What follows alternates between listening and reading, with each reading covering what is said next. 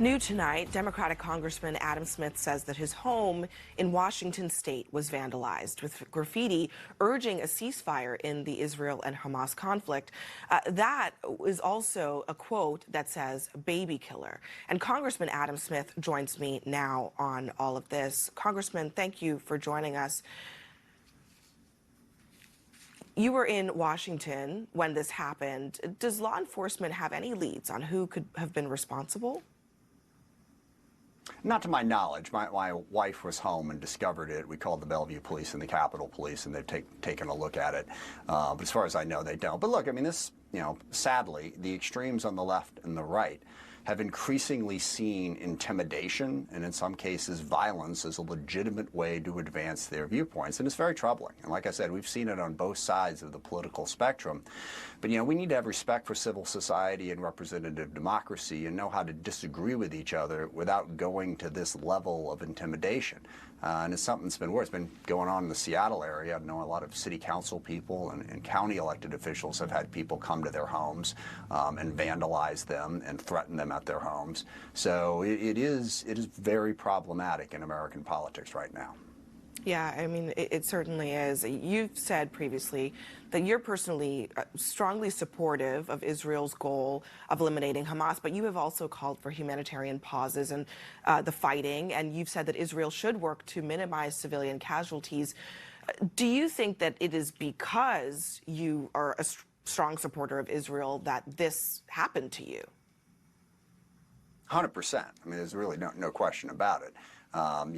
We've seen these types of protests all over the country and all over the world. And essentially, I mean, they call themselves peace activists, but I think that's the wrong word for it. They are on the other side of the conflict. You didn't see these people protesting what Hamas did or any number of other terrorist attacks. So they're attempting to use that intimidation to push an anti-Israel, and in many cases, not all, but in many cases, frankly, a very anti-Semitic approach. We've had similar vandalism occur at synagogues in a number of places in my district in the last couple of weeks. And I think it's really important that we all stand up against this. Regardless of where you're at on the issue, we have the opportunity to talk about this. I have met with pro-Palestinian and other left-wing activists on a wide variety of issues. I met with them a week ago to have this conversation. I will never silence people. I'm open to the dialogue, but you have to have respect for people who disagree with you if you're going to have a functioning representative democracy.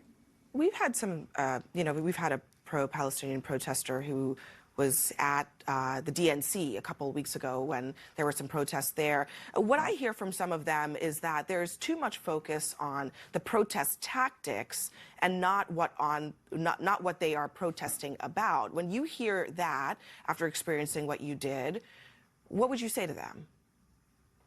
I think they're 1,000% wrong. I think the tactics are very damaging. They are an attempt to shut down democracy and civil society as it should function. These are the same tactics that we saw in their most extreme form on January 6th. Okay, the tactic was, we don't care what the outcome was. We are going to use threats, intimidation, and violence if necessary to get what we want. It goes at the very heart of representative democracy. If you want to have your message, your issues more the focus, then choose those tactics. These tactics are not accidental. They are an attempt to intimidate people into silence, an attempt to overthrow democratic norms in order to force what people want. So I would 1,000% disagree with that. I think these tactics are enormously problematic and should be the focus of how we discuss this issue. Congressman Adam Smith, we appreciate you joining us so late on a Friday night. Thank you. Thanks for giving me the opportunity.